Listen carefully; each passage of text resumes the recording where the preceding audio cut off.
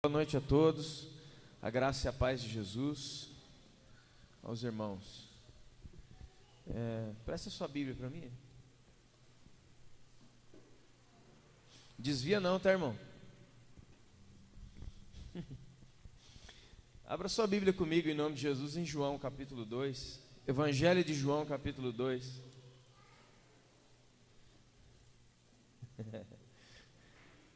Alguém um dia me disse: ei, você não trouxe a sua Bíblia? Eu falei: eu trouxe. Você trouxe a sua? Cadê a sua? Está na minha mão. Então a minha está aqui, ó. Tranquilo. Mas para ajudar, vamos pegar uma Bíblia, né? João capítulo 2.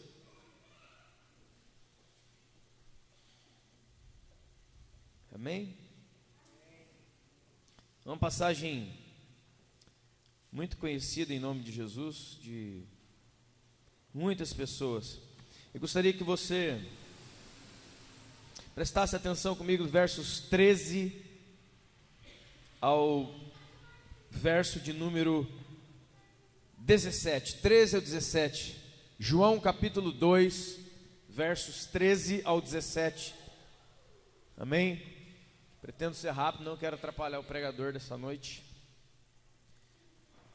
Diz assim: estando próxima a Páscoa dos judeus, Jesus subiu para Jerusalém e achou no templo os que vendiam bois, ovelhas e pombas, e aqueles que eram os cambistas estavam assentados.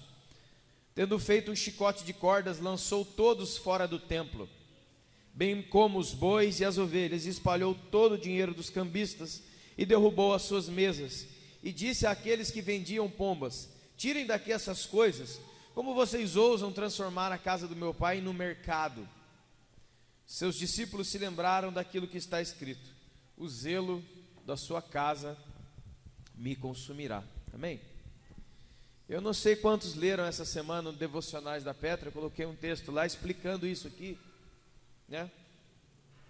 Que tem sido uma problemática na cabeça de muita gente. E é muito estranho isso, né? Porque a palavra de Deus diz que duas vezes o apóstolo Paulo diz, e Jesus também diz, que nós somos o templo do Espírito Santo. Amém? Quantos já leram isso aí? 1 de Coríntios 3,16, 1 de Coríntios 9, diz que nós somos o templo do Espírito Santo. Jesus havia dito que Ele enviaria sobre nós o Espírito Santo. Quem somos nós? Eu e você. Nós somos gente, criado à imagem e semelhança de Deus. É sobre você, é dentro de você que habita o Espírito de Deus, amém? E o que é igreja? Igreja, nós já falamos isso, acho, irmãos, mais de 1 milhão de vezes. Igreja não é esse tablado, não é... Igreja não é nada daquilo que os seus olhos podem ver que seja inanimado. O que é inanimado? Isso aqui, ó. Deus não habita em madeira. E já falamos tantas vezes que, por exemplo, né, nós estamos falando sobre isso. No dia do arrebatamento, você pode ter certeza, você não verá nenhuma cadeira e nem uma caixa de som subindo arrebatadas, gente. Você não verá um púlpito subir, um púlpito de madeira subindo. Oh! Não vai ver. Deus vem buscar pessoas. E o apóstolo Pedro diz que nós somos as pedras dessa construção. Qual construção? Igreja. Não existe igreja de pessoas sozinho. Você sozinho é templo. Todos nós juntos somos igreja. Você está entendendo isso? Nunca esqueça disso. Você sozinho, você não é igreja, você é templo. Todas as pedras reunidas da edificação de Cristo formamos a igreja, que é a comunidade daqueles que são chamados para fora. O que é que estava acontecendo ali? Por que é que Jesus chegou, o rei, naquele povo? Jesus entrou no templo, o templo dos judeus, o templo de Israel, e ele viu um monte de gente fazendo comércio lá dentro. Que comércio? O que é que eles estavam vendendo? Hot dog? O que eles estavam vendendo? Pé de moleque? Estavam vendendo Maria Mole com Guaraná? A venda que era realizada dentro do templo não era uma venda de coisas de comer, não era uma venda simples de alguma coisa. A venda que estava acontecendo dentro do templo era uma venda substitutiva.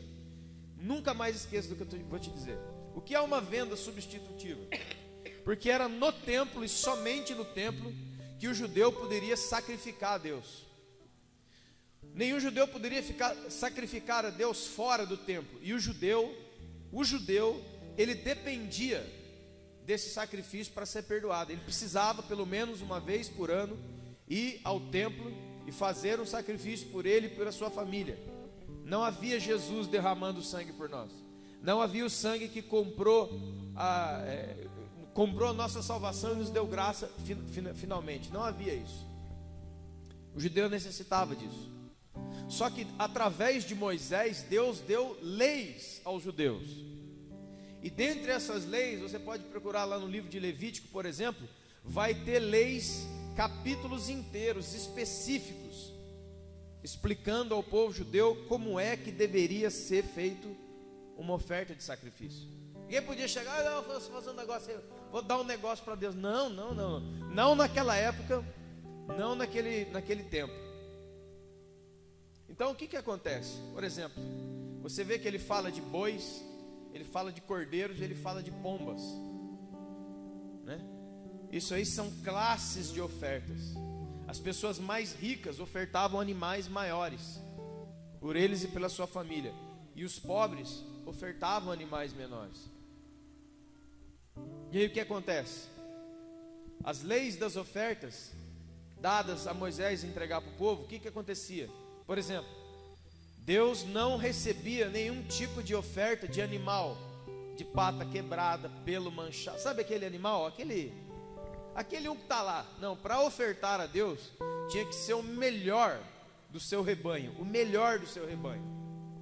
Para que um homem conseguisse preparar o melhor do rebanho, ele tinha que ficar de olho naquele novilho o ano inteiro. Porque se aquele novilho que ele está separado para ofertar a Deus, por exemplo, tivesse um cruzamento com o outro, não prestava mais. Se ele brigasse com o outro e o outro desse uma chifrada nele, por exemplo, e arrancasse o pelo dele ou furasse, machucasse ele, não prestava. Então, para eu fazer uma oferta uma vez ao ano, na verdade eu passava o ano inteiro de olho na oferta que eu ia dar. Quantos estão entendendo isso aqui? E isso não era só de olho na oferta que ia dar, tinha alimentação para ela, enfim, irmãos, tinha todo um aparato de coisas para que aquela oferta pudesse valer diante de Deus. Aí o que o pessoal descobriu? Esse negócio aí dá muito trabalho, preste atenção, irmão. Aí eles entraram dentro do templo, encheram de barracas, e eles não começaram a vender um refrigerante, um cafezinho, não era isso. O que eles vendiam era justamente o material, os animais que eram oferecidos como sacrifício. Então, o que é que eles estavam fazendo? Preste atenção. Eles simplesmente estavam facilitando as pessoas para sacrificar a Deus. Então, o que eles fizeram? Eles pegaram toda a lei que Deus deu para Moisés, rasgaram, jogaram no chão. Eles pegavam toda uma vida, todo um apontamento na Bíblia que apontava para o Messias, como nós temos que viver. Porque, irmãos, nunca esqueça o que eu vou te dizer.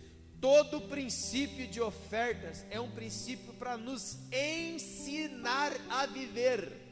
E não vou botar a mão no nosso pescoço, se você não der o dinheiro, Deus vai te matar. Não é nada disso. Sempre foi ensino. Deus sempre estava ensinando o povo. Aí o que esses caras fizeram? Eles foram lá dentro do templo e tiraram todo o ensino de Deus fora.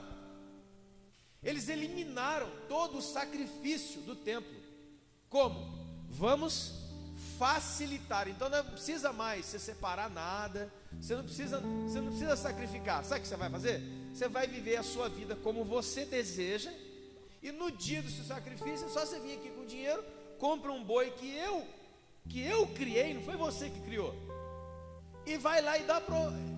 Irmãos, a hora que Jesus entrou no templo e viu isto que eu estou dizendo, aí ele ficou bravo, irmão. Por que ele ficou bravo daquele jeito? Porque a turma estava vendendo cafezinho com pão de queijo? Não!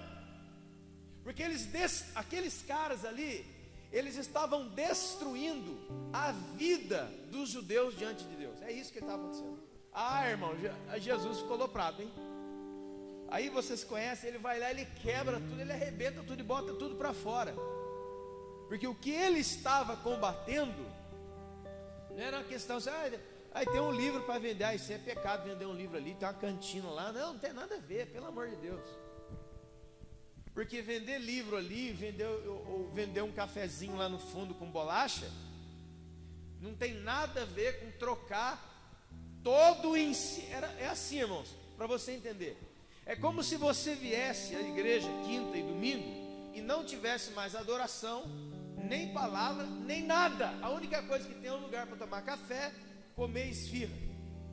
E quando você vai lá e compra uma esfirra e toma um café, o cara que está te vendendo fala assim, quando você tomar esse café e comer essa esfirra, você está abençoado. Era como se acontecesse isso. E não é isso que acontece hoje, pelo menos aqui. Você está entendendo, irmãos? É uma diferença muito grande. Agora escute. Quem eram aqueles homens que Jesus expulsou? Eles eram os facilitadores de sacrifício. Só que em 70 depois de... naquele momento, a hora que Jesus expulsou o pessoal ficou meio assim, nossa. Ele lança uma palavra profética. Ele fala assim, não vai ficar pedra sobre pedra que não seja derrubada aqui, Essa palavra profética de Jesus acontece exatamente no ano 70 depois de Cristo, quando o general Tito invade Jerusalém. Ele destrói, ele queima, ele não deixa, literalmente, não fica uma pedra sobre outra pedra. Eles destroem tudo. O templo de Jerusalém não existe mais. Hoje o templo é você e eu. Aonde é que Jesus quer eliminar o comércio? É aqui, E o que é comércio? Relação de compra e venda ou troca. É aqui que Jesus quer entrar e eliminar as nossas trocas de princípios espirituais, o nosso comércio de verdades. Quantos estão entendendo, irmãos? O nosso negócio de verdades, de princípios, de modo de ver. Onde é que está tendo esse negócio? Aqui, Você lê Ezequiel 28, você vai ver Deus falando sobre o diabo. Sabe o que foi que aconteceu com o diabo? Deus diz assim, através do profeta Ezequiel, assim, para Satanás, Ezequiel 28: na multiplicação dos teus comércios, corrompeste o teu coração. Esse foi o diabo. É aqui que nós temos que combater todo tipo de comércio, irmão. Aqui não pode ter nenhuma mesa de ninguém. Aqui, Aqui ninguém pode trocar princípio, não pode nada. Você tem que aprofundar nos princípios. Trocar não. Aqui, Mas a grande maioria de nós temos uma verdadeira feira livre dentro do peito e muitas vezes queremos defender esse lugar. Irmão, esse lugar aqui não vale nada. Isso aqui, não vale nada. Isso aqui não tem poder nessa madeira, nem nessa caixa de som. Isso aqui, isso aqui é ferro, gente. Isso aqui é parede. Deus tem uma obra com você e comigo. Se todos nós sairmos daqui agora e reunir ali, na esquina, Deus vai lá. Ele não fica aqui sozinho. Eu estou aqui porque é aqui que eu moro. Não. Deus disse para Salomão, 2 Crônicas, capítulo 5, e é repetido em Atos: vocês não podem construir uma casa para mim, nem o céu dos céus podem conter a minha glória. Que casa me construirei, diz o Senhor. O negócio é com a gente. Então, se você quer ser um defensor, defenda o templo aqui, defende esse templo, que aqui não é. Aqui é um lugar onde nós alugamos. Agora, sabe o que é o facilitador dentro de você? São os seus dons. As suas habilidades estão tomando o lugar de uma vida de sacrifício. Sabe por quê? Porque eu sei tocar, eu sei pregar. Quem vai ministrar a palavra hoje é o Hélio. Mas se ele saísse daqui agora com dor de barriga, eu pego a Bíblia, faço uma pregação tremenda para você. Você nem ia saber se eu me preparei ou não, eu garanto para você. Só que Deus vai saber, e eu também. Então todas as vezes que nós chegamos no templo, e chegamos lá e aqui dentro de nós tem um cara dizendo: você não precisa sacrificar mais, mano, compra de mim, está aqui, ó, está aqui. Você vai ali e dá um dinheiro, e aquilo que você não colocou a mão, você vai oferecer a Deus. Não está entendendo? O pecado está aí, ó, é aqui, ó, agora sim. Ou seja, é possível ofertar a Deus, aqui ó, é possível ofertar, é possível contribuir na igreja erradamente. É errado não contribuir? Sim, mas também é errado contribuir erradamente. Que é quando eu não tenho uma vida com Deus de sacrifício, mas eu tenho alguma coisa no bolso para colocar aqui. Você está entendendo, irmãos? Cuidado, hein? É melhor nós todos tomarmos cuidado, que daqui a pouco vai chegar Jesus aí, e com Jesus não tem meias palavras, não tem desculpa. Ele vai tocar a trombeta uma vez só. Quem subiu, subiu. Quem não subiu, você vai ver o que vai acontecer domingo. A palavra sobre a grande tribulação. Agora mesmo nós iremos ofertar, mas o que Deus tem falado no meu coração é o seguinte: eu estava ali, estava muito inquieto, estava muito difícil para mim no culto hoje, porque Deus estava me espremendo com isso. Porque Deus falava para mim: e aí, você vai colocar mais um envelope aí com dinheiro hoje? Que legal, hein? Pena que você só coloca dinheiro. Você veio aqui, comprou ali na porta uma ovelha, colocou o dinheiro dentro e veio perante o sacerdote fazer um sacrifício. Quantos estão entendendo? Mas a sua vida não está no altar. Você coloca coisas no altar, mas a sua vida não está lá. Quantos estão entendendo, irmão? Isso é perigoso. Isso é coisa antiga. E quando Jesus viu esse comportamento, ele foi extremamente violento. Ele arrebentou tudo. Então, antes de nós ofertarmos, eu queria te convidar a fechar os olhos e colocar a mão sobre o seu peito. O seu peito é a porta do templo. E antes de nós ofertarmos, cantarmos, ouvir uma palavra, fazer qualquer coisa, em nome de Jesus Cristo de Nazaré, irmão, por favor, em nome de Jesus, põe esse ensinamento dentro do teu coração, na tábua do seu coração. Que a vida que Deus quer de nós somos nós o sacrifício. Romanos 12. Apresentai-vos como sacrifício vivo, santo e agradável a Deus, que é o vosso culto racional. Põe a mão no seu peito e ora comigo: Senhor Jesus, eu não aguento mais. Porque muitas vezes, Pai, eu quero defender o templo do Senhor, o lugar onde nós alugamos. E faz tempo, Deus, que o templo verdadeiro, que sou eu, está abandonado. Não há mais fogo no altar, Senhor. O sacrifício não está indo ali diariamente. É muito fácil para mim, Deus, vir pregar hoje. É muito fácil para mim, Deus, ir para uma conferência amanhã e pregar amanhã. É muito fácil, Deus, eu ficar aqui no final do culto a orar por 2 ou 3 pessoas. É muito fácil, Deus, eu pegar um instrumento musical e começar a dedilhar, porque eu sei fazer. Eu sei fazer. Mas não é isso que o Senhor quer. Diz a tua palavra, Deus. O Senhor quer coração quebrantado, o Senhor quer sacrifício, Deus. A minha vida inteira para fazer valer um momento da minha oferta. Eu sei, irmão, em nome de Jesus, que talvez você nunca ouviu isso na sua vida, e talvez nunca vai ouvir em nenhum outro lugar. Sabe por quê? Porque isso aí não dá ibope. Eu não estou aqui por causa de ibope. Eu estou aqui por causa da salvação de muitas pessoas, em nome de Jesus. Senhor Deus, toma o meu coração. Entra agora, Jesus. Eu te convido, Pai. Eu te convido para o Senhor entrar dentro de mim e dentro do meu coração, como o Senhor entrou naquele dia. Naquele dia, Deus, quem o Senhor encontrou, o Senhor botou para fora. Aquilo que o Senhor encontrou, o Senhor quebrou tudo, o Senhor arrebentou com tudo. O Senhor, Deus, não entrou como um rapaz gentil da Galileia, de cabelos e barbas e olhos marejados, ó Deus, falando palavras mansas. O Senhor entrou, Deus, como o leão da tribo de Judá. O Senhor entrou rugindo, o Senhor entrou quebrando, o Senhor entrou chutando, o Senhor entrou arrebentando tudo. O Senhor entrou limpando.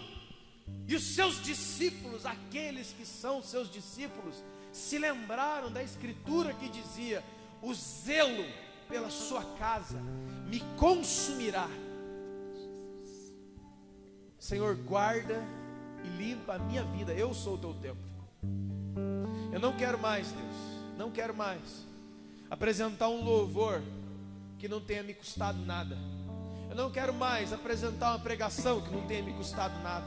Eu não quero mais, ó Deus, viver essa vida que não me custa nada, onde a minha nova religião evangélica é somente mais um momento da minha semana, e é por isso que eu não sou transformado, não serei, não mudarei nenhum tipo de mundo, enquanto não mudar meu próprio coração e a minha mente.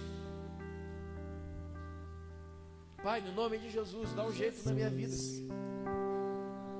dá um jeito em mim, Senhor, porque se o Senhor não... estou ficando desesperado, dá um jeito em mim. Entra no meu coração, Deus. Quem tiver dentro do meu coração só pode botar para fora. Meu templo é só seu, o altar é só seu, Senhor. Jesus. E nessa noite e todas as outras noites, a partir de agora, Deus, eu quero dar ofertas que tenham me custado alguma coisa. Que elas venham, Deus, do meu trabalho, que elas venham, Deus, de um momento, como diz o apóstolo Paulo, Deus, lá em 1 Coríntios capítulo 16, cada um no primeiro dia da semana, põe em parte na sua casa o que tiver de ofertar, para que quando eu vá não faça coleta nenhuma no meio do povo. Senhor, que cada homem, mulher aqui, Senhor, seja um ofertante, Senhor, seja uma pessoa que oferta como sacrifício diante do Senhor. Ele não vem aqui, ó Deus, por acidente, ele põe lá na sua casa, como os judeus faziam, lá na sua casa ele separa a sua oferta, porque ele se lembra do Senhor lá. Ele não precisa de um pregador, ele não precisa de um diácono, ele não precisa de ninguém tentando fazer com que ele se lembre das ofertas. Ele se lembra sempre, porque está gravado no coração dele. Ele se lembra porque ele ama o Senhor, e ele não está querendo facilitar nada. Oh Deus, em nome de Jesus, para a glória do Pai. Se você for ofertar nessa noite, faça com esse coração. Separe agora as suas ofertas, suas melhores ofertas ao Senhor, para a glória de Deus. Não é para homem, não é para ninguém, é para a glória. Senhor, eu não quero cambista dentro de mim, não quero cambista na minha vida, Deus. Eu quero entender, eu quero compreender. Eu não quero, Deus, uma pregação mentirosa, uma vida falsa, Senhor. Uma igreja que é uma igreja de contar historinha, Senhor. Eu quero ter conhecimento da Tua Escritura. Amém, para não errar. O Senhor disse na sua Escritura: errais por não conhecer a Escritura nem o poder de Deus. Sai do seu lugar, traga a sua oferta, se você for ofertar essa noite, e que Deus te abençoe muito, em nome de Jesus.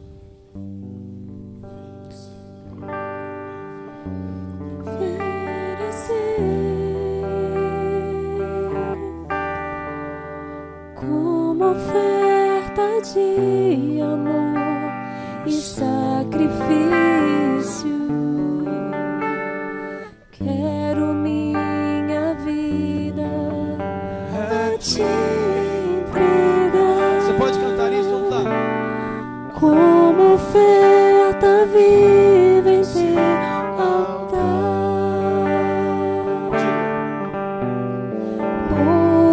pois pra te adorar foi que eu nasci. Cumpre em mim o teu querer, faça o que está em teu coração, e que a cada dia eu queira mais e mais estar ao teu lado, estar ao teu lado, estar ao teu lado, Senhor. Estenda suas mãos para cá. Pai, em nome de Jesus, toma a vida do teu filho como um canal nessa noite para nós. Continua, Deus, bradando em nossos corações. Continua, Deus, tirando-nos das áreas de conforto, ó Deus, que que tomamos para nós, em nome de Jesus. Use o teu filho, Deus, com coragem, intrepidez, para glorificar o teu nome, em nome de Jesus. Dê um aplauso ao Senhor.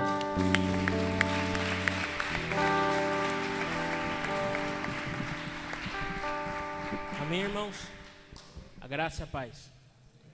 Bom, já faz um bom tempo que eu não prego, então se eu der algum vacilo no oratório ou baixar o microfone, vocês me perdoem, mas vamos lá então. Amém? Vira para o irmão que está do seu lado, olha para ele, bem no olho dele e fala assim: vamos até o final. Amém? Por favor, todos poderiam abrir em 1 Coríntios 9, do 24 ao 27.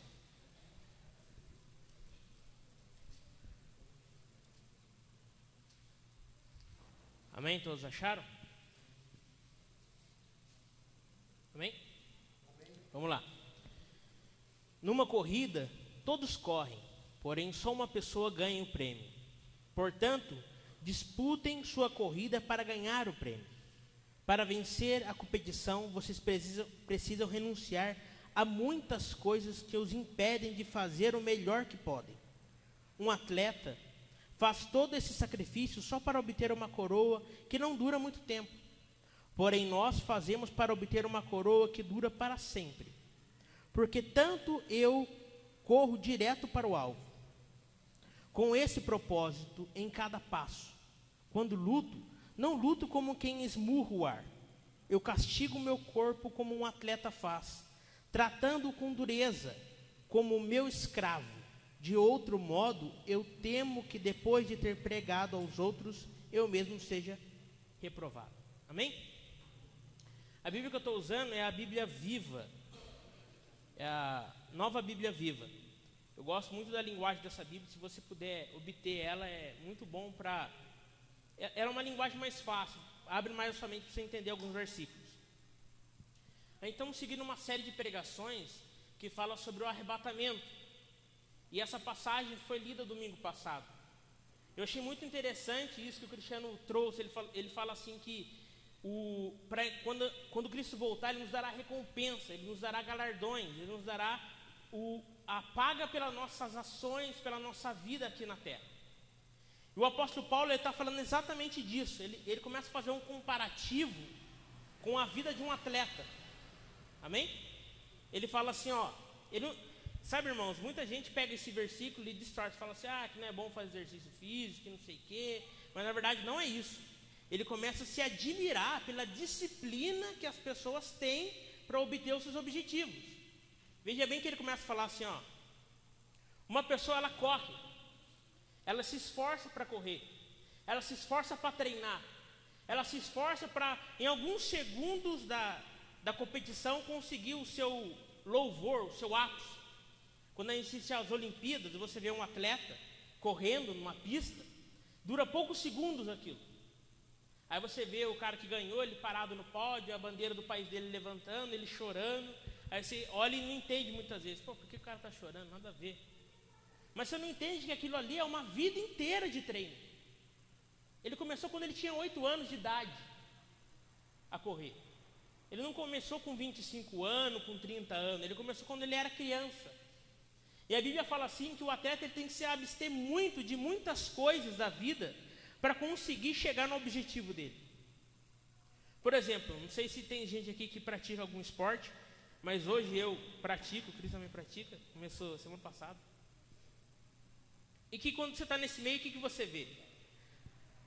Tem uma frase muito comum dentro do esporte que é assim: se você quer lutar na chuva, treine na tempestade. Quando você entra no meio de pessoas assim, você vê que dentro do treino não se fala sobre a vida, não se fala sobre a novela, não se fala sobre o dia a dia, se fala sobre o treino. É o tempo todo o treino. O treino, treino, treino, treino, treino. E as pessoas se gastam, dão o seu melhor, estouram o dedo, machuca o pé. Se você olha uma bailarina fazendo um movimento perfeito, quando você tira o sapato dela, o pé dela é horrível, todo destruído. Porque é horas e horas de treino para obter aquele movimento perfeito. Se você olha um lutador de boxe, o rosto dele é todo quebrado, São horas, e muitas vezes não é nem na luta que acontece, muitas vezes é no treino, por muitas burdoadas e porradas que ele vai tomando, para que ele crie resistência para aquilo. É uma vida contínua de treino árduo. Muitas vezes esses caras, eles não têm religião, eles não professam a mesma fé que a gente, talvez. Mas eles também, quando chega no dia do campeonato, num sábado, vamos dizer, o campeonato vai ser no domingo. No sábado ele não sai, ele fica em casa, ele descansa, a alimentação dele é regrada durante uma vida inteira. Ah, vamos no churrasco amanhã? Amanhã tem campeonato, cara, não posso comer coisa pesada. Eu tenho que me abster. Ou vamos curtir uma balada amanhã? Não, não dá, cara, não posso sair. Eu tenho que ficar. Vocês estão entendendo? Olha, vamos continuar no texto aqui de novo. Numa corrida todos correm, porém só uma pessoa ganha o prêmio. Portanto, disputem sua corrida para ganhar o prêmio. Para vencer a competição, vocês precisam renunciar muitas coisas que os impedem de fazer o melhor que podem. Vocês estão entendendo, irmãos? Como o Cristiano estava falando, e ele falou no domingo passado, essas coisas são corruptíveis. Ele fala aqui no texto, elas duram pouco tempo. Há 4 anos atrás teve uma Olimpíada. Ano que vem vai ter de novo. Ou seja, o prêmio há 4 anos atrás já expirou. O melhor corredor vai ter que correr de novo. O melhor lutador vai ter que lutar de novo. Ou seja, dura um pouco tempo. Vocês estão entendendo? Amém? E o mais interessante disso é que quando ele chega no seu ápice da vitória, ele está lá, a Olimpíada é transmitida ao vivo, então o mundo inteiro está vendo aquilo. Ou seja, ali está sendo consagrado o maior corredor do mundo, ali está sendo consagrado o maior lutador do mundo. E está ali o prêmio, o louvor dele. Porém, quando Cristo vier nos buscar, pela mesma disciplina que nós temos que ter, eu gostei de uma coisa que o Cristo falou, que é o seguinte coisa, que Ele nos chamará e nos reconhecerá diante de toda a criação. Não é o mundo que vai te ver, é tudo que foi criado vai te assistir. Então todos os mundos que você conhece, que o ser humano conhece, e aqueles que Deus ainda continua criando, e os que Deus ainda fez e você não tem nem compreensão, é diante de tudo isso que Deus dará a nossa recompensa. Vocês estão entendendo, irmão? Se o ser humano corre por algo incorruptível, quem dirá nós que deveremos correr por algo incorruptível, que não vai acabar, vai durar a eternidade e para sempre e todo sempre. Amém? Mas talvez você está aqui hoje e fala assim, poxa cara, legal o que você está falando, mas eu não tenho mais pique para fazer isso aí não. O Cristiano ele falou na pregação passada sobre obras que são palha, ouro, pedra preciosa. Talvez você fale assim, não tem nem força nem para juntar palha, cara. Eu não consigo mais. Estou aqui tentando ver que se acontece alguma coisa. Amém? Se você olhar para um pouco dessa vida de atleta também, dentro do que ele fala aqui, ele fala o seguinte coisa. Muitas das vezes eles também não têm condições de lutar. Muitos atletas vão estar com o braço quebrado, um ombro deslocado, o joelho. Muitas das vezes, eu lembro de uma Olimpíada, que tinha uma mulher que corria, não sei que, deu cãibra nela, ela chegou no final assim, toda torta. Vocês lembram disso?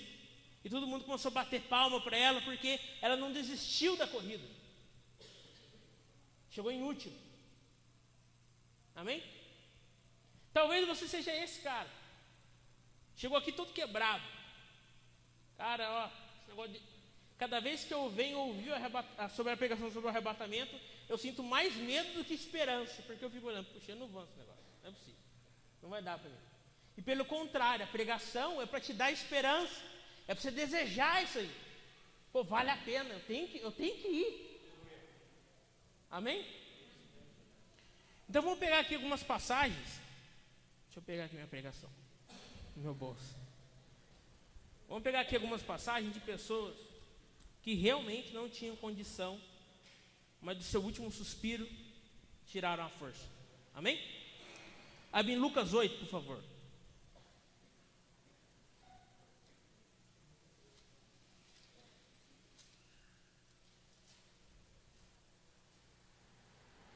Lucas 8, do 41 ao 48.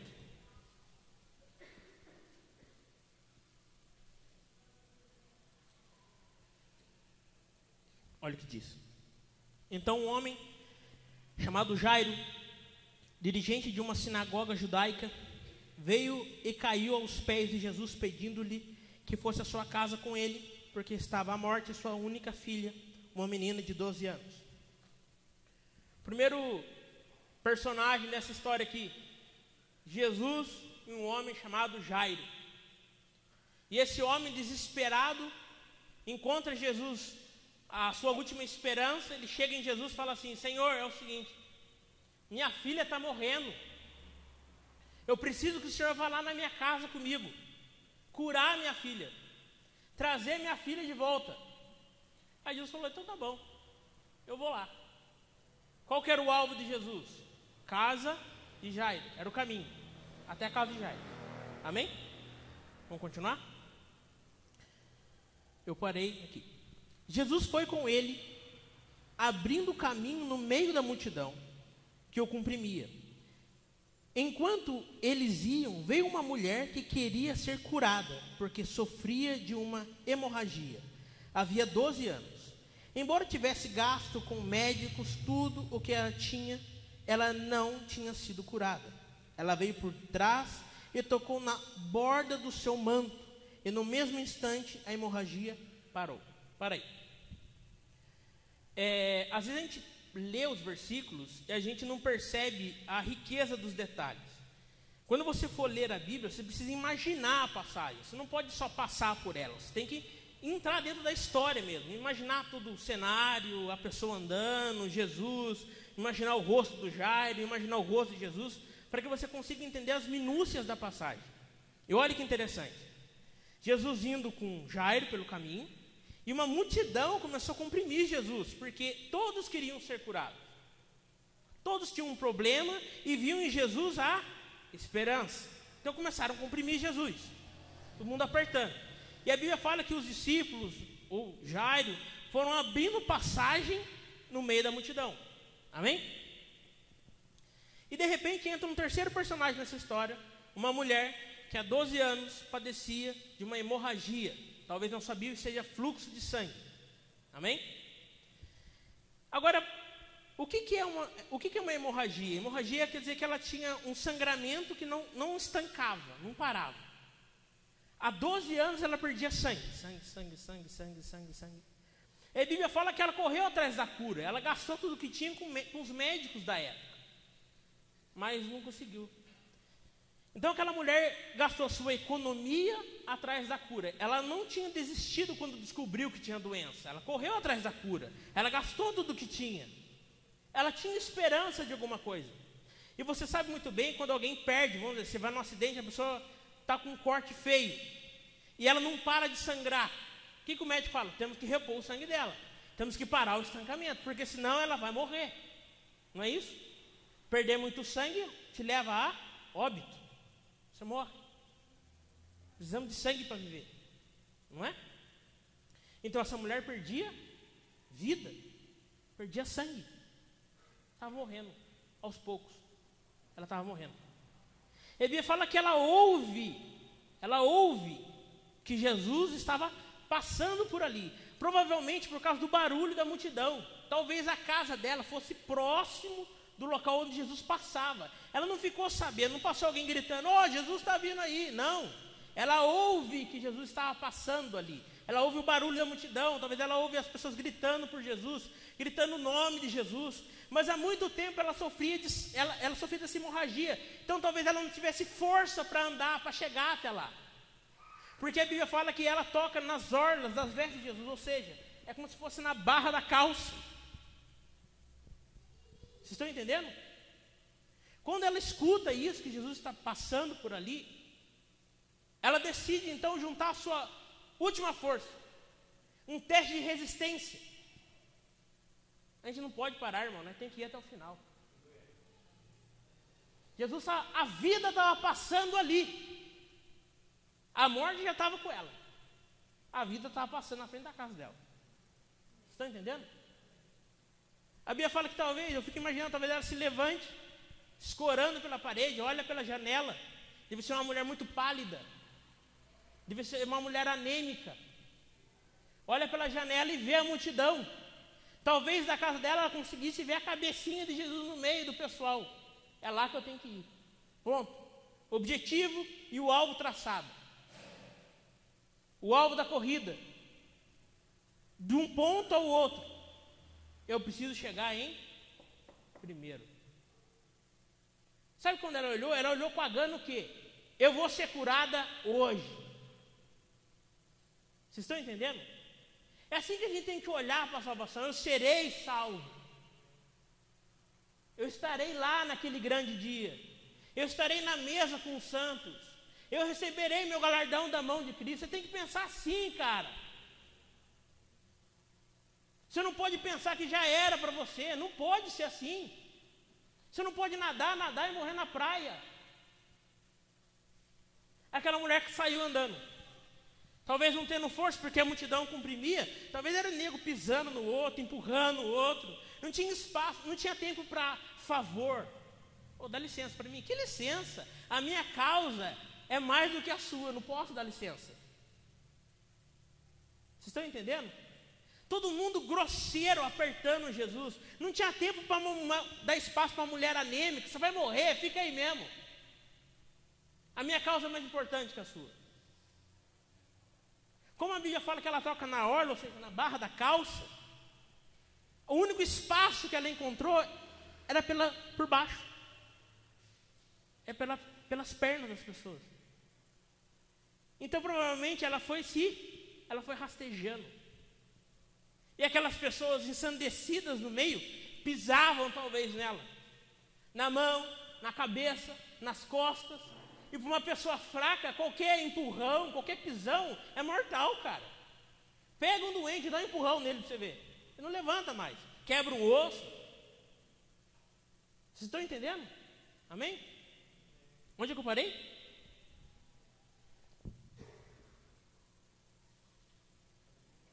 (44) Ela veio por trás e tocou na borda do seu manto. E no mesmo instante a hemorragia parou. Quem tocou em mim? Perguntou Jesus. Todos negaram. Ou seja, devia estar um alvoroço. A hora que Jesus perguntou, não. Porque pensaram talvez que ele fosse dar uma bronca. Puxou meu cabelo, puxou minha roupa. Todos negam quando Jesus pergunta. Mas todos o comprimiam. Vocês estão entendendo? Amém? E Pedro disse: Mestre, são tantos que se juntam em torno do Senhor. Mas Jesus lhe disse: alguém tocou em mim, porque eu senti que saiu poder de mim. Sabe o interessante de uma coisa, irmãos? Talvez você está sentado aí esperando alguém chegar e pôr a mão no você, para alguma coisa acontecer. Está aí esperando que um irmão chegue e faça aquela oração forte, você dá uma animada, uma acordada. Vou falar para vocês, irmãos, que na minha vida inteira, eu acho que 2 ou 3 pessoas botaram a mão na minha cabeça e oraram. E a hora que eu queria que a turma orasse, porque quando chamava oração, eu ficava com a cabeça assim, já lá na frente. E a turma pulava. Ficava, caramba, acho que Deus não quer orar, não quer, sei lá. Mas sabe o interessante de uma coisa? Ela não esperou isso aí. Ela não ficou falando para Jesus parar. Ela só queria encostar. Ela não precisou de um intermediário. A vida estava na frente dela. A vida está aqui. Você não precisa de um intermediário.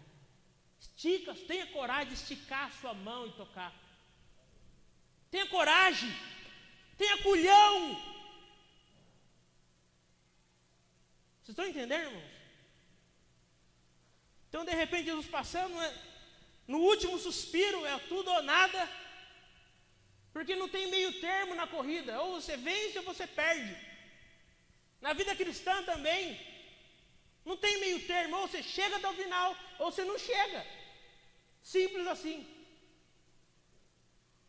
Então no último instante ela, toca. É Jesus. Por que ele parou? Porque ela não tocou com a mão, ela tocou com a fé.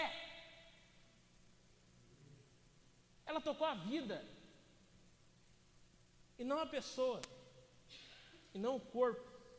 e não o pano. Estão entendendo, irmão? Imediatamente estanca a hemorragia. E Jesus fala: quem me tocou? Mestre, você, não sei, está todo mundo te apertando. Se for perguntar aí, todo mundo, não sei. Não. Saiu o poder de mim. Alguém tirou o poder de mim. Estão entendendo, irmãos? Quando a mulher percebeu que Jesus já sabia, começou a tremer e caiu de joelhos diante dele. Diante de todo o povo contou porque tinha tocado nele e como tinha sido a curada na hora. Filha, disse-lhe Jesus, a sua fé curou você. Vá em paz. Muitas vezes, irmãos, está esperando talvez uma visita do Cristo e não a visita de Jesus. A visita do irmão, do líder diaconato, sei lá eu. A gente não sabe quem que é Jesus, quem é o nosso Deus. O Criador de todas as coisas. Ele não tem poder, ele é o poder. Vocês estão entendendo? Ele é a fonte de todo o poder. É ele que você tem que ir atrás, esperar ansiosamente que ele te visite. É ele que pode salvar, irmãos. É ele que vai nos recompensar no final da corrida, no final da luta. Abre em Marcos 10.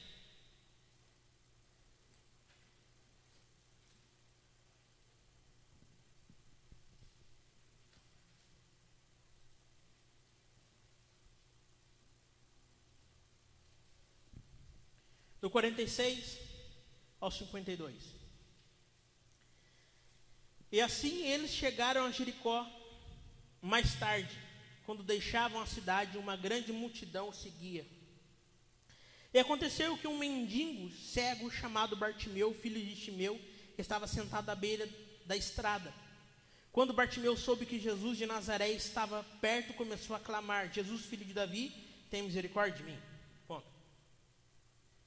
Olha que interessante. Agora mudou o cenário. Novamente Jesus está passando por um local. Novamente uma multidão o aperta. Mas a Bíblia destaca uma pessoa, um cego chamado Bartimeu. E a Bíblia fala que esse cego ficava à beira do caminho. Irmãos, tenta imaginar a sua vida sem um dos seus sentidos.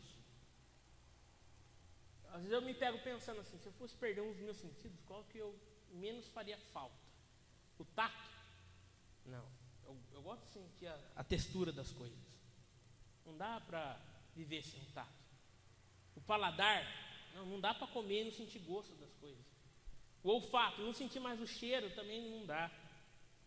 A audição, não escutar mais o barulho do mar, do vento, ver tudo mudo, não dá. Falar, não dá ficar sem a voz. Enxergar, muito menos. Nunca mais ver um pôr do sol, ou a lua no céu, estrela, a pessoa que você ama, não dá para ficar sem. Esse cara tinha uma deficiência, ele não enxergava. Ele não enxergava mais. A Bíblia não fala se foi de nascença ou se ele ficou cego durante a vida. Se ficou cego durante a vida é pior ainda, porque você ter a lembrança das coisas e não poder mais ver. Vocês estão entendendo?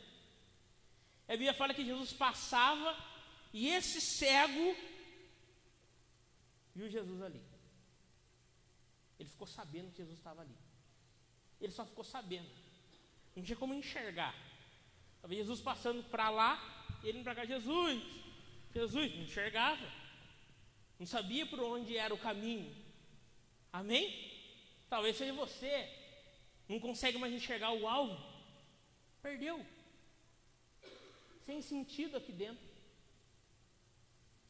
À beira do caminho. Você sabe que Jesus passa, que Ele move durante os cultos.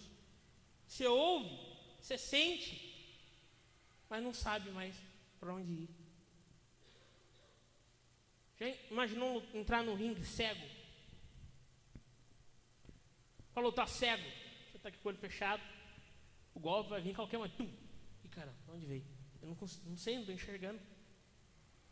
Vocês estão entendendo? Só o Van Damme que luta cego. Essa turma não. Vamos lá, e o cara da fúria cega. 48. Cala a boca!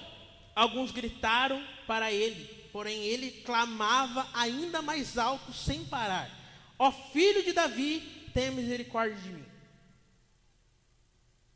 Engraçado que agora tem um agravante. Esse cego começou a fazer escândalo. Ele começou a usar a força, o restante de força que tinha dentro dele. Cada vez mais alto: Jesus, filho de Davi, tem misericórdia de mim. Se esguelando. Talvez disposto a perder mais um dos sentidos, a voz. Talvez disposto a romper as cordas vocais de tanto gritar. Mas era a esperança dele, estava ali. E era o que ele tinha, era gritar.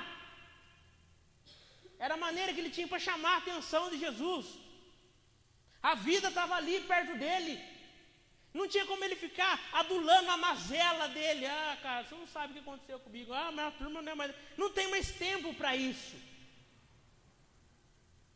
Você entrou no ringue, meu irmão. Se você está com o braço quebrado, perna quebrada, não interessa, a luta vai continuar. Vocês estão entendendo? Não interessa os seus traumas de infância, você tem que ir até o final, não pode parar. Então, com toda a força, ele começou a gritar: Jesus, filho de Davi, tem misericórdia de mim. Jesus, filho de Davi, tem misericórdia de mim. As pessoas: oh, cala a boca, você está atrapalhando a gente, cara. Eu também quero falar com o mestre. Você não para de gritar, você não para de gritar, você está abafando a nossa voz. Não interessa. Vocês estão entendendo, irmão? Amém? Onde eu parei? Aqui. 49. Quando Jesus ouviu, parou na estrada e disse: digam-lhe que venha para cá. Então chamaram o cego. Anime-se, disseram a eles. Venha, ele está te chamando.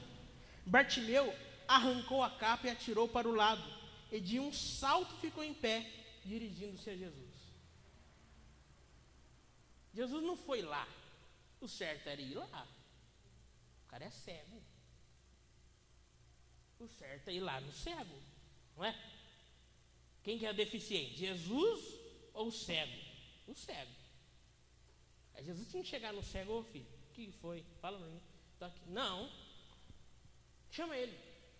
Manda ele vir aqui. Mesmo cego. Porque não se enxerga as coisas da eternidade com esses olhos. É com isso aqui, ó. É café que se enxerga. Como o apóstolo Paulo fala: eu não dou soco no ar. Eu sei contra quem eu estou lutando. Eu sei por que estou lutando. Vocês estão entendendo, irmão? Onde está Jesus? Cara, mas eu não consigo mais enxergar. Mas Ele está chamando você. Ele ouviu a sua voz. Levanta daí agora. Em um salto, jogue a sua capa de mendigo, as suas mazelas, as suas adulações, os seus porquês você não faz mais de lado. Porque se você ficar sentado com a sua roupa de mendigo à beira do caminho você vai ficar. Vocês estão entendendo, irmãos? Amém? –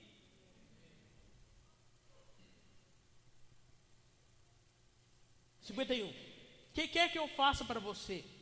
Perguntou Jesus. Mestre, disse o cego, eu quero ver. Jesus disse: vá, a sua fé curou você. No mesmo instante o cego pôde ver e seguiu Jesus pela estrada. Interessante. Ele não volta mais. Porque ele enxergou. Qual foi a primeira coisa que ele enxergou? Jesus. Ele enxergou a vida. Não tem mais volta, cara. Quem viu Jesus não volta, não tem mais volta. Como é que você vai voltar?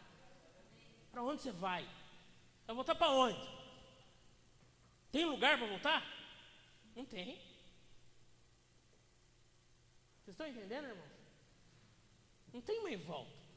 Cheguei na Olimpíada e, poxa vida, Tem uma saudade mesmo, não tem mais volta, cara. Você treinou a vida inteira. Não tem mais, agora é a hora do vamos ver. Agora, como dizem, agora é a hora do pega pra cá, agora é a hora do pau. Cadê você, meu? Fugiu? Agora que você tem que aparecer. Vocês estão entendendo? A hora que ele viu Jesus, ele seguiu. Talvez seja você essa pessoa.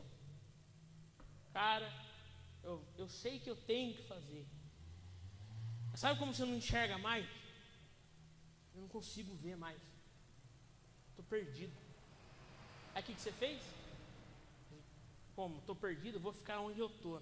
Não sei para onde ir.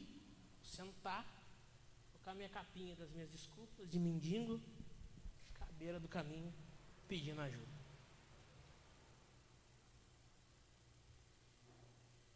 Jesus pode curar você, cara. Abre em Lucas 7.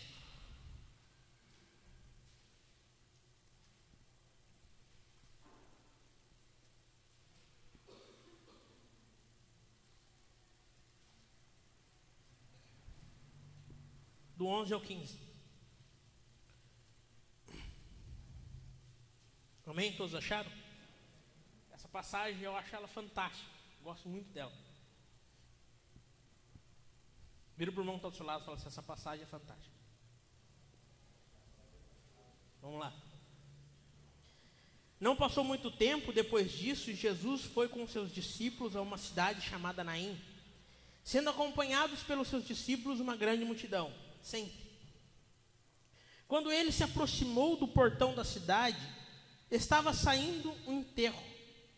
O rapaz que havia morrido era o único filho de uma viúva. Uma grande multidão da cidade estava com ela. Olha que fantástica essa passagem. Jesus entrando na cidade, a multidão junto. E do outro lado, ou seja, ele entrando e havia um povo saindo. Um velório. Uma mãe, viúva, perdido o seu filho, estava indo sepultar ele. Filho único. Sabe o que isso me traz? É a morte. Ela perdeu. Talvez você esteja aqui porque você perdeu. Você morreu. Morreu na fé. Talvez hoje você veio trazer a sua fé para enterrar ela aqui. Talvez você venha aos cultos porque virou um costume vir. Porque a consciência às vezes pesa. Tem que ir no culto. A lembrança do que fazia, a lembrança da educação do pai e da mãe, mas na verdade você só está trazendo o seu, você está caminhando à eternidade, você está caminhando para a morte eterna, você está no velório. Vocês estão entendendo? Carregando o corpo para a morte eterna. Você perdeu, cara, não conseguiu terminar a corrida, perdeu a luta, foi a lona, nocaute. Só que a morte vindo e a vida indo de encontro. É o encontro entre a vida e a morte essa passagem. É fantástico. É um embate entre as duas maiores, sei lá, potências espirituais. A vida e a morte.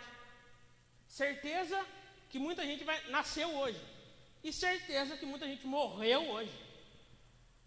Vocês estão entendendo?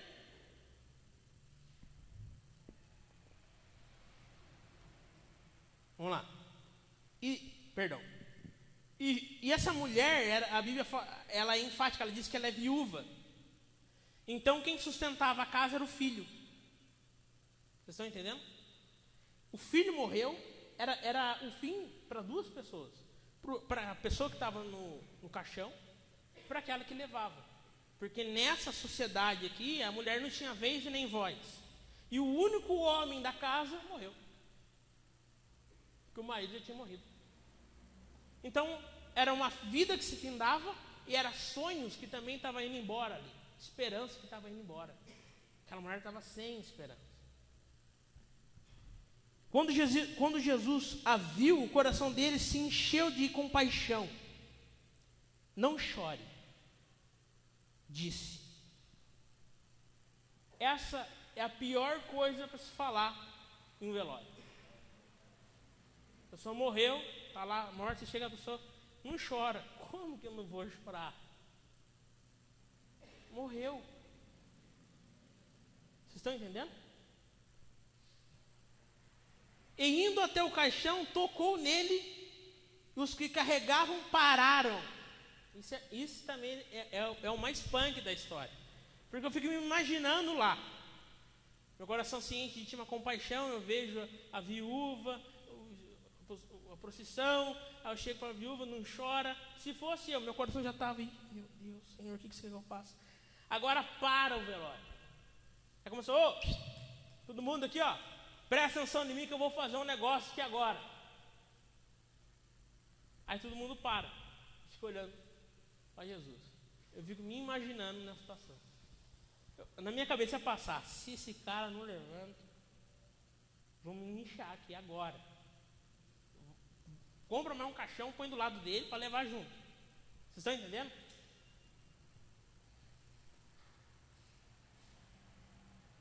Jovem, disse Jesus, eu lhe digo, levante-se. Então o jovem sentou-se e começou a falar com aqueles que estavam ao seu redor, e Jesus o entregou à sua mãe. Irmãos, entenda a seriedade disso. O cara, ele já tinha morrido. Então os órgãos internos já tinham parado de funcionar. O sangue já tinha parado de circular no corpo, certo? Tinha morrido, parou. Da morte em diante é o corpo se decompor, só isso que se espera, não é? Quando Jesus para e ele fala assim, jovem, se levante, na velocidade que a palavra sai da boca dele, o sangue teve que achar algum jeito de voltar a circular.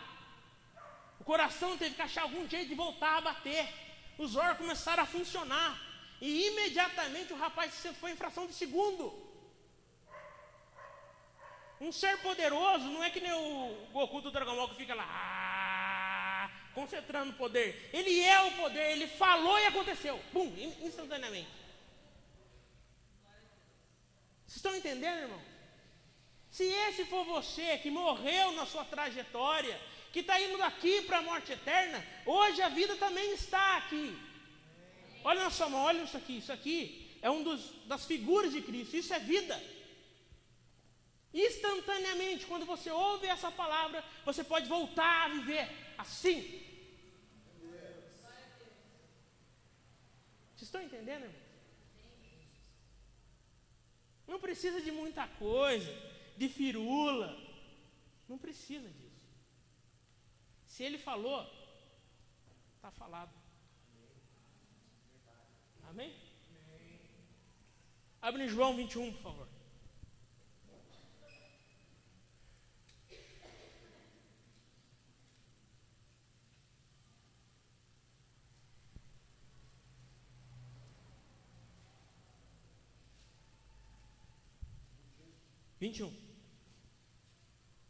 Do 1 ao 19. Essa passagem aqui ela é muito interessante, eu quero dar uma breve antes dela. Essa passagem, Jesus já tinha morrido e os apóstolos haviam se dispersado. Cada um seguiu o seu caminho.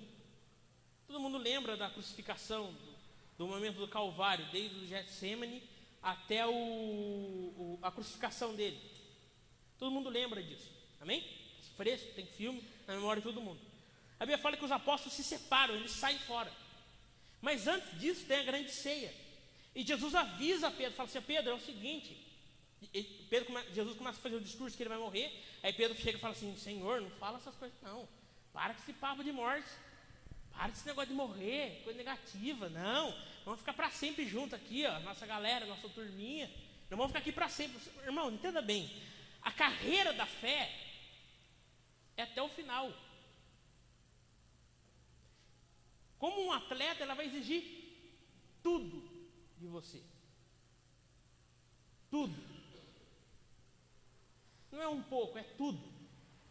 Tudo e mais um pouco. Jesus tinha avisado Pedro, ó, você vai me negar. Para, ó, abre o olho e para com esse papo, você vai me negar. E Pedro falou, de maneira nenhuma.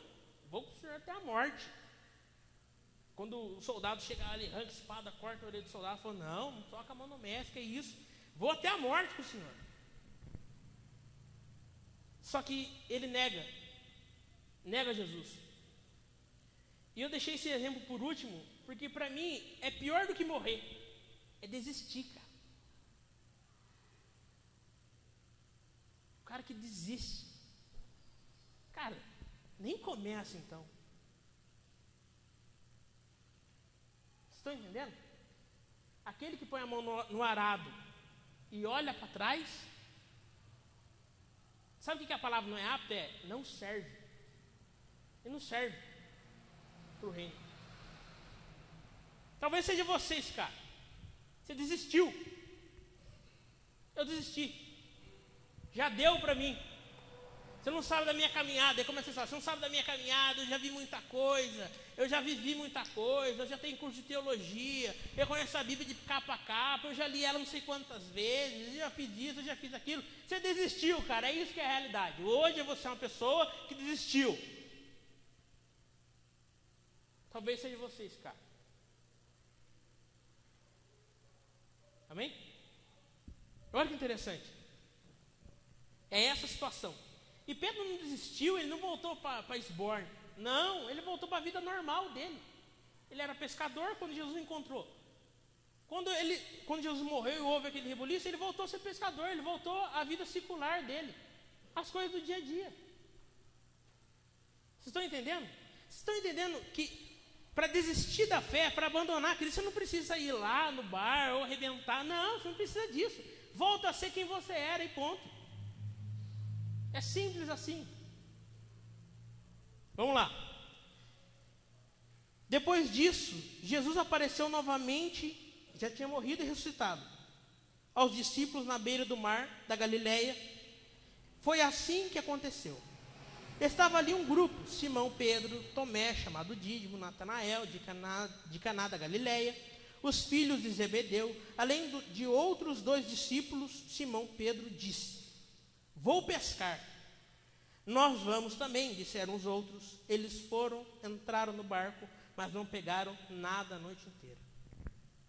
Ao amanhecer, Jesus estava na praia, mas os discípulos não podiam perceber quem era. Ele lhes perguntou, filhos, pegaram muito peixe? Não, responderam. Então ele disse, atirem a rede do lado direito do barco, que vocês vão conseguir pescar muitos. Fizeram assim e não podiam recolher a rede por causa da enorme quantidade de peixe. Então o discípulo a quem Jesus amava disse a Pedro, é o Senhor.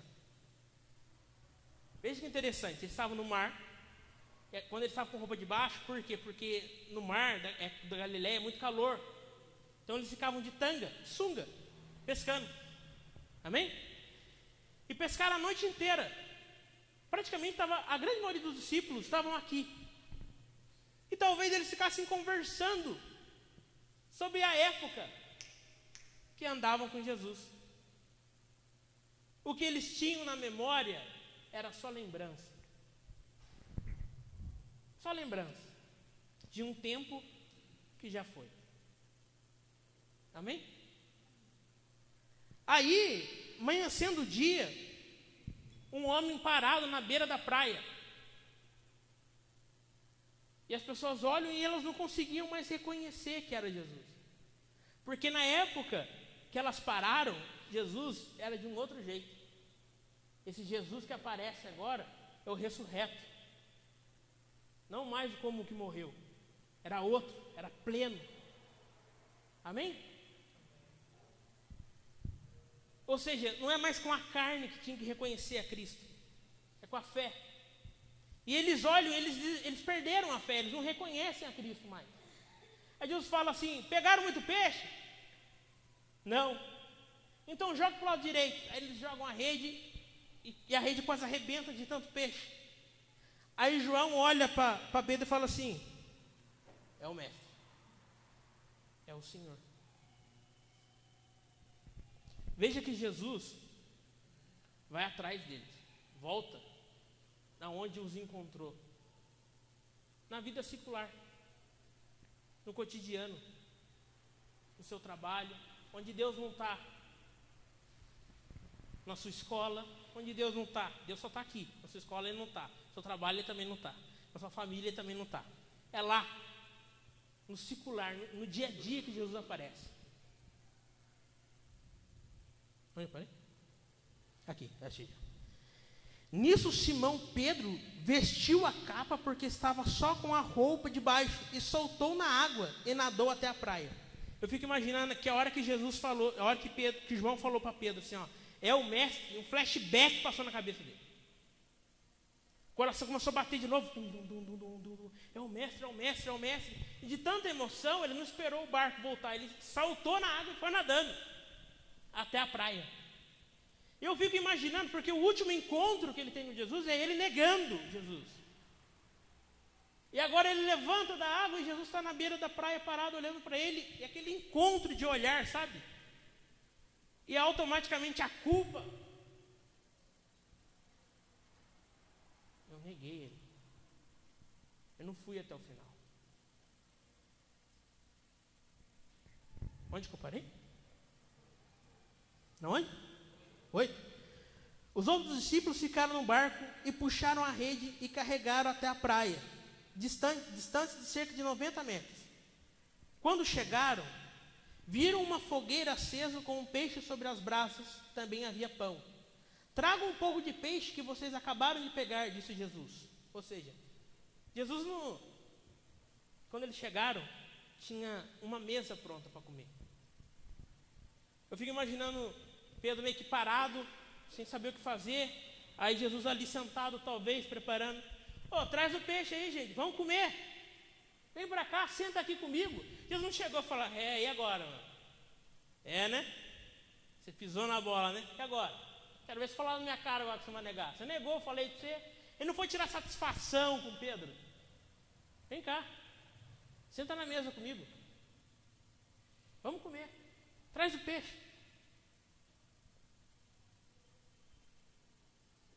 Simão Pedro entrou no barco e arrastou, o primeiro, agitadão já, porque estava atribulado, a rede para a praia. Havia 153 peixes grandes, nem assim a rede arrebentou.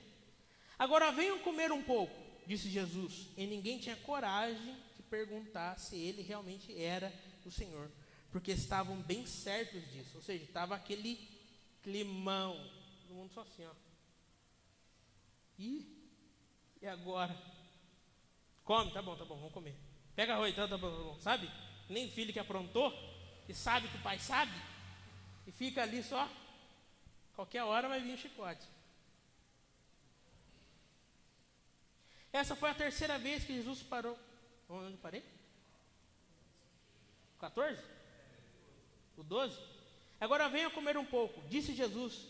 E ninguém tinha coragem de perguntar se ele realmente era o Senhor, porque estavam bem certos disso. Então Jesus aproximou-se, tomou o pão e o deu a eles e fez o mesmo com o peixe. Ou seja, quase a Santa Ceia de novo acontecendo ali.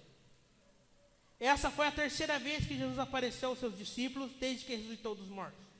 Depois da refeição, Jesus perguntou a Simão Pedro: Simão, filho de João, você me ama mais do que esses outros? Ou seja, Pedro tinha acabado de negar a Cristo alguns momentos atrás, e sentado, estava ali, comendo, e de repente no meio da conversa, Jesus para e olha para Pedro e fala assim: Pedro, você me ama? Eu acho que na hora, o coração, sabe quando o cara toma um susto, tipo assim, no meio da multidão, alguém pega você desprevenido? O cara perguntou para mim por quê? Por que eu? E o coração batendo forte, e procurando a resposta na cabeça, o que eu vou falar, o que eu tenho que falar, o que eu falo, e Pedro responde: sim, respondeu Pedro, o Senhor sabe que eu sou seu amigo. Então pastorei os meus cordeiros, disse Jesus. Jesus repetiu a pergunta: Simão, filho de João, você me ama de verdade? Eu acho que ele perguntou a primeira, voltou a conversar e perguntou de novo, pela segunda vez.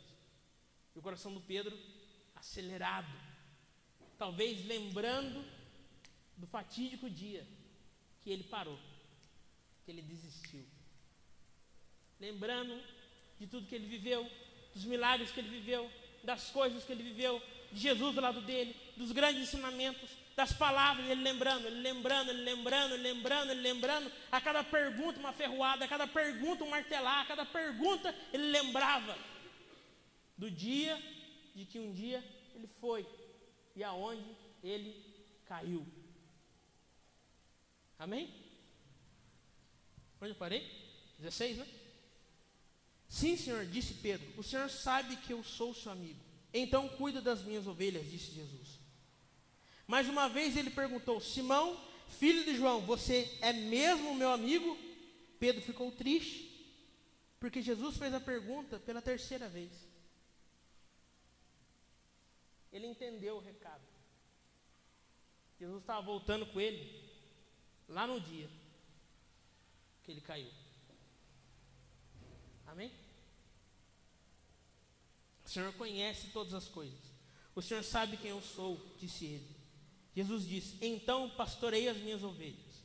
Quando você era jovem, era capaz de fazer o que gostava, de ir aonde queria ir. Mas quando for velho, você estenderá as mãos, outros guiarão você e o levarão aonde você não quer ir. Jesus disse isso para indicar com que tipo de morte ele iria glorificar a Deus. Depois Jesus disse, siga-me. Amém? Por que eu li até essa parte? Eu quero ressaltar essa parte da morte. Como eu disse, numa corrida, numa luta, não tem empate. Se houver empate, há uma nova luta e uma nova corrida. Porque não pode haver dois campeões. Pode haver um só. Só um só pode cruzar a linha de chegada. Só um só pode ganhar a luta. Não pode haver dois campeões. É um só. E quando você aceita Cristo, eu aceitei o Senhor na minha vida. Eu quero o Senhor comigo. Eu quero seguir o Senhor. Sabe qual é o final da corrida? A sua vida na mão dele. Ele fala assim o texto, e ele indicava qual morte Pedro deveria glorificar a Deus. Pedro iria glorificar a Deus com a sua própria vida.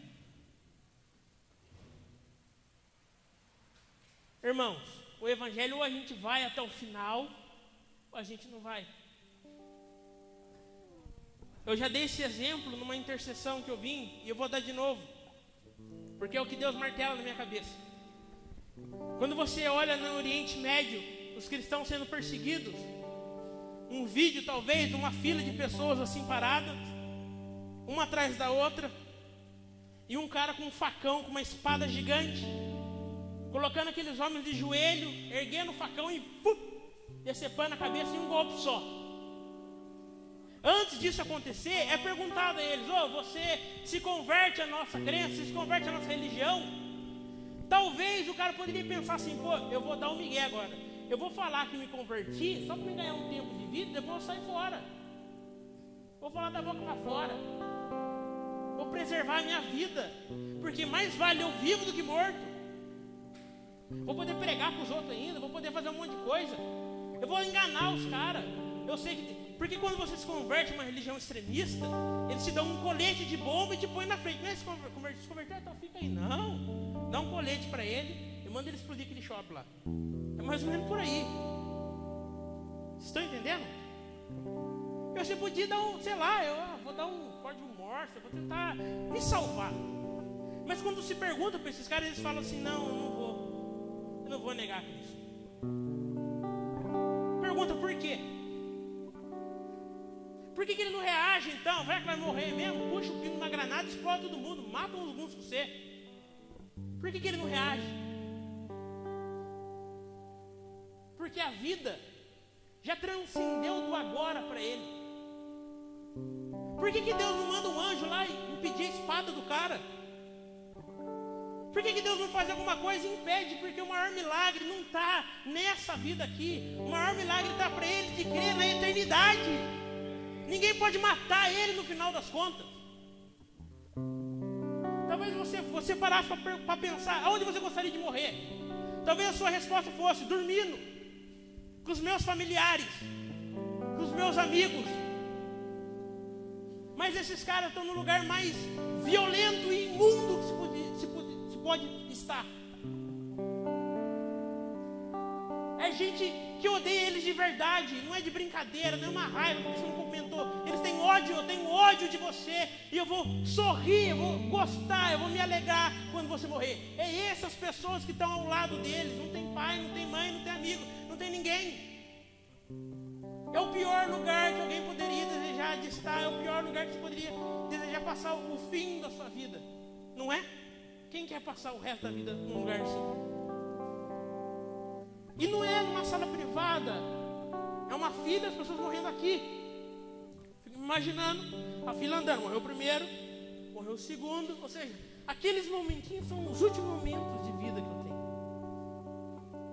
É o último, morreu o primeiro, morreu o segundo, minha vez.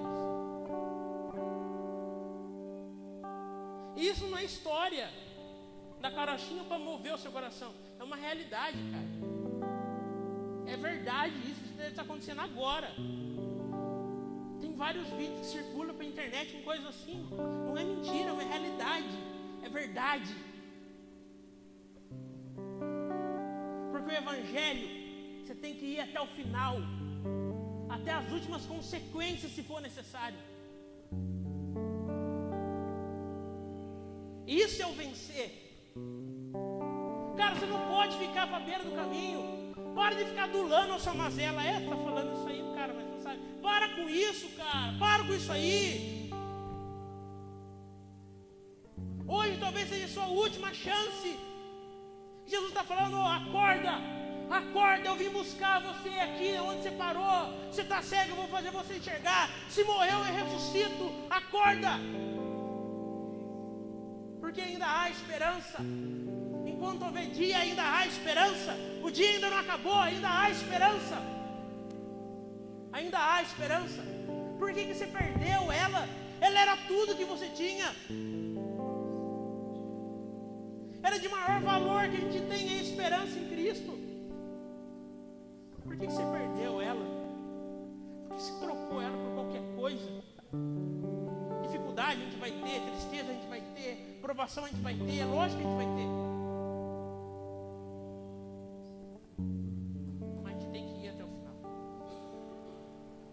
Pode parar. Naquele grande dia vai valer a pena, cara.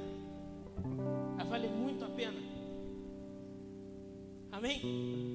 Vamos ficar de pé.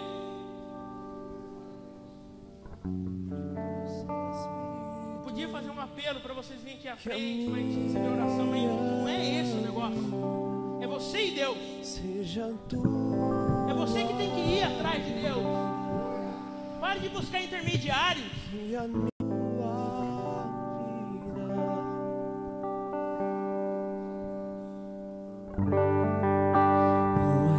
Igual a essa, talvez eu não tenha mais.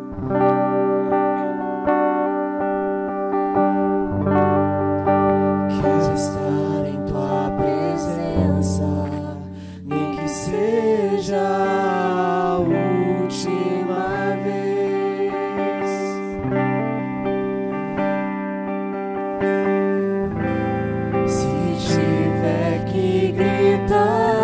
Eu gritarei. Se tiver que chorar, eu chorarei. Se tiver que humilhar o meu espírito, assim eu farei. Me dá mais uma chance. Eu quero nascer do teu Espírito. Eu quero matar minha carne, fazer tua vontade, doce Espírito, que a minha vida seja tua vida, Jesus.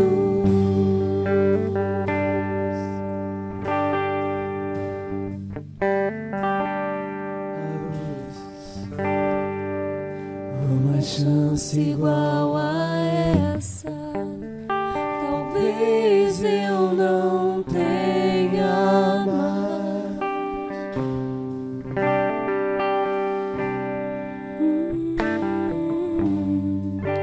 Quer de estar em tua presença, nem que seja a última vez.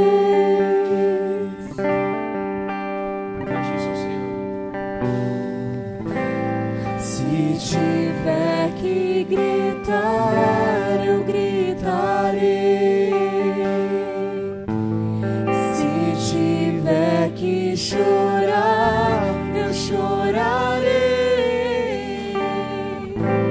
Se tiver que humilhar o meu espírito, assim o farei.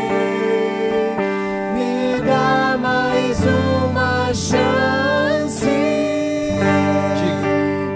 Eu quero nascer do teu espírito. Eu quero matar minha carne, fazer tua vontade, doce Espírito. Que a minha vida seja a sua vida. Que a minha vida seja a sua vida, Jesus. Quero nascer do teu Espírito. Eu quero matar minha carne, fazer tua vontade, doce Espírito. Que a minha vida seja a sua vida, Jesus. culto após culto, intercessão após intercessão, ensino após ensino.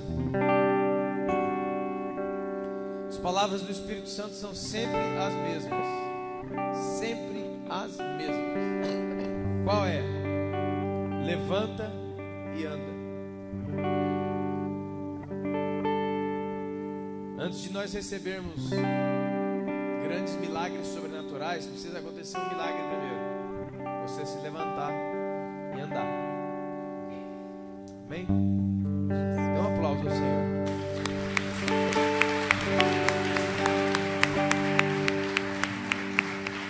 Aleluia. Glória a Deus. Amanhã, a partir das 7 da noite, 7:30 da noite.